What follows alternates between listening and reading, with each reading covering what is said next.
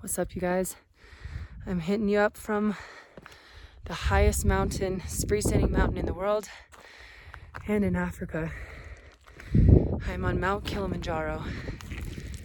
And as you can see, I don't quite look the same. I'm very injured, swollen here. And that's what I want to talk about today. So, what happened? Well,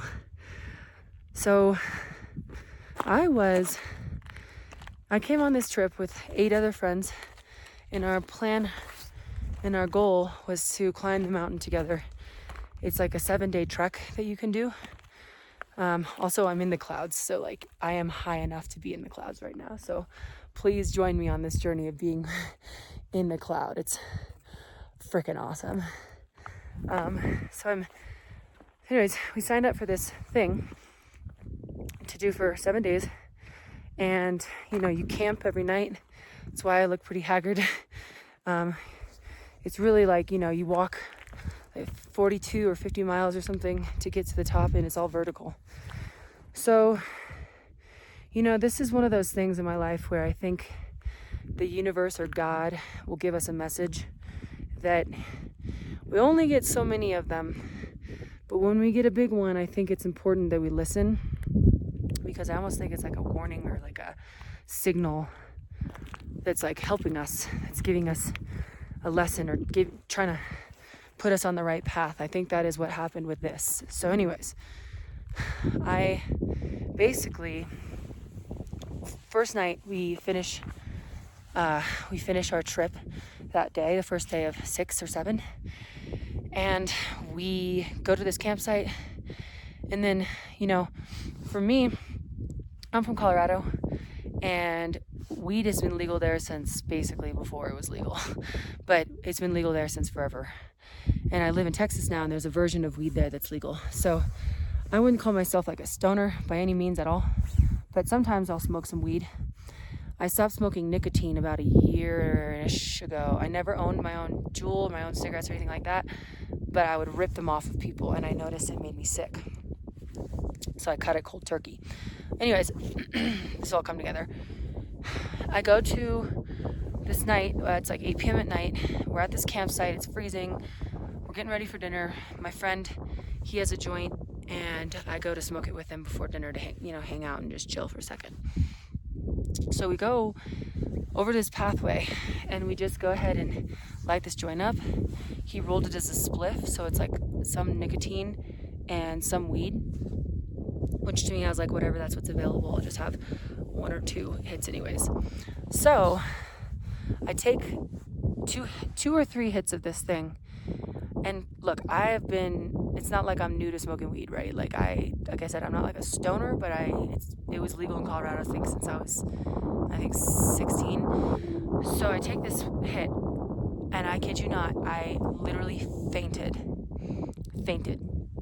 And I'm kind of a fainter. I have a history of fainting anyways. I've done it 3 times in my life in the past. But I think what happened was the combination of, weed, nicotine, and then the altitude, like the steepness of the altitude hit me all at once. And I think I just fainted. I am beyond lucky, because you're seeing this now. This was huge before, like freaking massive. I landed on a stick on the ground like this, sticking straight up like this. It could have gone in my eye. It could have gone in my nose. It could have gone in my chest. But somehow I landed on it in a way where I now have a hole in my cheek. I have 22 stitches here. And I busted my lip. So I have like 22 or 3 stitches here. You can see it's kind of gnarly. It's pretty gnarly. But yeah, I fell on this actual stick in the middle of a rainforest on the highest mountain in all of Africa, right? And I get up, and there's blood everywhere, and I'm like out of it, and my friend's like, oh my God, are you okay? And I'm totally like, what the heck just happened? Anyways, what happened now from there is I had to actually leave the trip. So where I am right now, I'm fast forward a few days. This was probably 4 days ago that this happened. I had to leave the mountain, go down the mountain alone without any of my friends because a doctor there told me I couldn't stay because I needed stitches here. I have a hole in my face. You can't see it, but it almost poked a hole through my cheek. That is how deep it is. I had to get taken straight to a Tanzanian hospital, which, like, not like I don't speak Swahili, and I don't know, I didn't know what to expect of what that was gonna be like. So I finally get stitches at like 7:30 in the morning. Finally, it's painful. It hurts so bad. Like, not good. And I spent a couple $1,000s to do this trip, plus the flights, the whole thing. And it was like the memory, right? Two of my best friends are on this trip. Like, it just sucks. So, this is one of those moments in life where I think the universe or God will give us like a wake up moment, because I think we have little instances that we get little like wake up small moments, but sometimes we need a real big one that'll wake us up for real. And this is a parallel to my experience with not drinking. So many of you guys know I started drinking like everybody else when I was like 14, and I stopped drinking when I was like 25 or 26 years old. And I was a normal social drinker. We were all programmed to drink, unfortunately, so it was just what you did.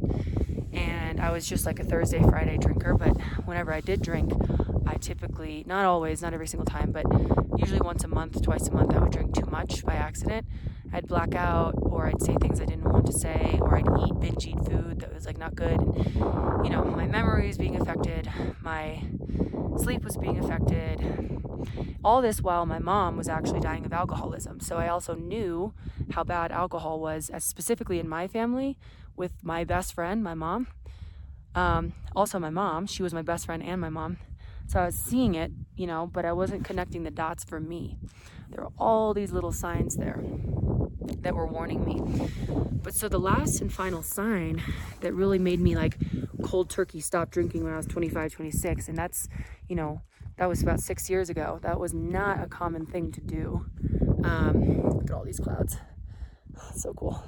That was not a common thing to do at that point, especially at 25 years old. It's like all you do is drink. What happened was I went, my boyfriend and I at the time, we broke up, and many of you guys know the story, but we broke up, and basically I went on a 3-day bender. Drank myself into like oblivion, essentially, because I was so sad. And I kind of felt like I lost my identity without him, even though I was the one who wanted to break up, so it doesn't really make sense. But drank for 3 days, drank at my friends, with my friends. My mom drank with me to get beers. My dad ended up drinking with me. For 3 days, I didn't eat, but I just drank. And I came out of that feeling obviously fucking terrible, but I also embarrassed myself. And I went to work looking real ratchet, and unfortunately my ex worked at the place that I worked at, so that wasn't great. And then furthermore, I realized, oh my God, like, if this is how I handle alcohol from a breakup, how am I any different than my mom and her relationship with alcohol? Because I always told her, don't drink, stop drinking. If you just stop drinking, everything in your life will get better, everything. Because she was going through a lot, losing a house, a lawsuit. She was a really smart businesswoman. Businesses were suffering. I always said, if you just stop drinking, everything will get better. So in that moment, after those 3 days, I had this like moment where I think God or the universe went, stop it, and like captured my attention in a very big way, because you can't feel right now through me telling you what it felt like, but it felt like, oh my God, when I woke up from those 3 days, because, I embarrassed myself a lot with friends, with my ex-boyfriend at that point. And I was like shocked at myself too. I was embarrassed of myself and somewhat ashamed, and I was scared of myself. And that programming that happens of like, it's normal to drink, everybody drinks, and that back and forth of like, should I drink, should I not drink? Suddenly it was like it evaporated. For years I had been like going back and forth about, oh, maybe I maybe if I just have beers, or maybe if I just don't have shots, or, you know, maybe if I just only drink on this day, or that, whatever, stop drinking at 10. None of it worked. And this was the proof that I just simply cannot drink. And so all of those excuses freaking went away. Everything. So now I'm looking at this experience right here. Oh, the sun feels so good. Look at that. I'm looking at my face, and this is not like this like hurts a lot. I have 22 stitches in here. My lip is busted up, and I'm so lucky I didn't literally stab my eyeball out of my face. So not only does it hurt, but it cost me thousands of dollars because I'm here and my friends are doing this without me now. I'm still doing it. I decided to go and do it solo and try to surprise them at the top, but I wanted to do it with them. So the cost of money, the cost of the experience and the adventure is huge. But then there's all these other little costs that have come up too in my life. You know, the reason that I wondered about my relationship with weed, I'm not like a stoner. I don't smoke every single day, every single night. But every so often, it's like when I was drinking, it was like I would sometimes eat bad things. And you know how much I, you know, obviously emphasize a carnivore lifestyle and removing processed foods. I can't help it sometimes when I smoke weed. And so that's a huge one. Money is then spent on shitty food. I shouldn't spend my money on that. And I usually will go to this place that's right below my house, and it's my apartment, and it's like really overpriced. So I'm spending way more money than I should. So there's that cost. My sleep is impaired. My memory for sure is impaired. And I could look way better. Like I physically could look more, you know, athletic and slim. Like because I eat really good. I eat really clean, except for every so often when I smoke weed. And again, this is to each his own. This is not like everybody who smokes weed needs to stop smoking weed. I'm not saying that, but I think we all know internally if something is making us miss the mark a little bit more often than we want to. And that's how it was with alcohol. And that's how it's been with weed. And so it's kind of funny because I was thinking before I came on this trip that I think this trip might be the last hurrah for me smoking weed for a pretty long time. And then, of course, that happens. And it's like, I think God in the universe gets this moment of just like, boom, like, stop.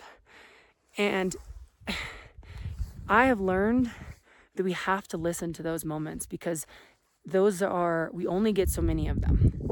You know, unfortunately, my mom, she passed away from alcoholism. She never listened to those moments. There's so many times, big instances where she should have died, just like this, where she should have died, you know, from alcohol. She never stopped drinking, and it ended up killing her. There's many instances with other people where you can look at even people with processed foods, right? If you have little bits, you know, let's say you know it's not good for you, but you keep doing it. After 1 year, you gain just only 10 pounds, fine. You do that the next year, and now you've gained 20 pounds total, okay? Next year, 3 years in, it's 30 pounds. If you never check yourself, suddenly you're like 40, 50 pounds overweight. Suddenly you're obese. Now you have these doctor's bills, and you have all these health issues, and you feel like crap, and you look bad, and your confidence is suffering. And it's because we're not listening to the little signs, but especially the big signs when the little ones aren't working. And I think that is what this is. And I know that's what it was with alcohol. That was a big sign because I was not listening. So I'm listening now. I'm having to clean it every single time I eat. I can't have any bacteria going in there because infection, I can't do that. I'm doing a really hard thing right now. This is like people train for weeks, months to do what I'm doing. And I'm doing it with like an open wound, you know, and it hurts. And I don't get to do this with my friends, and it cost me money. I had to pay again. It's like, oh my God. But really it's like a message, I think, from the universe. Oh my God, speaking of the universe, like this is so pretty. But this is like a message from the universe where we get little ones. And so again, it's like, I think it's so important. I am not saying everybody who smokes weed needs to stop smoking weed. I'm not saying everybody who drinks alcohol needs to stop drinking. Most of my friends do drink and smoke. But that doesn't mean I should or it's good for me. And I have learned that because when I stopped drinking, my life blossomed in so many ways that I could not believe. Better friends, better life overall.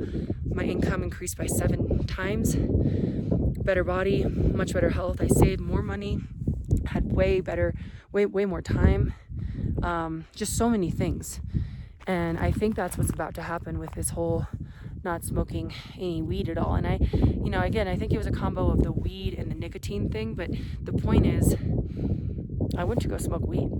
And I think this was that big message because I was ignoring the little ones.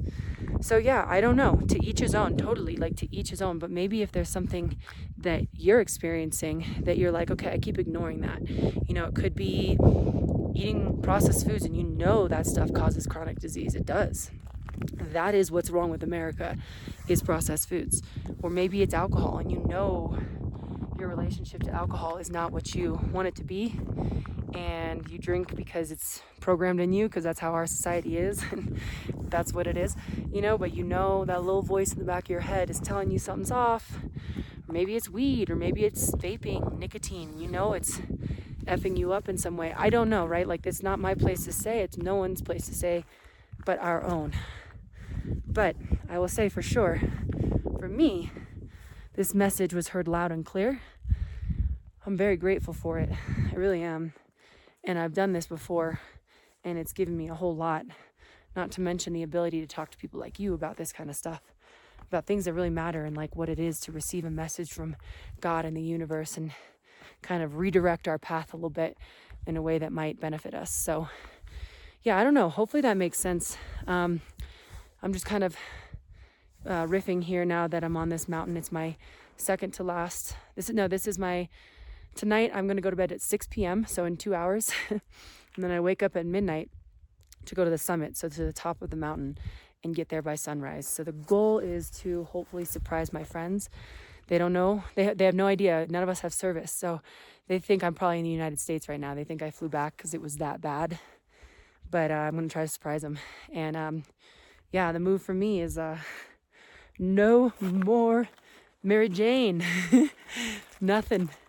Nope, not for me. So anyways, y'all, I hope this gives some perspective. I'm curious to hear your thoughts.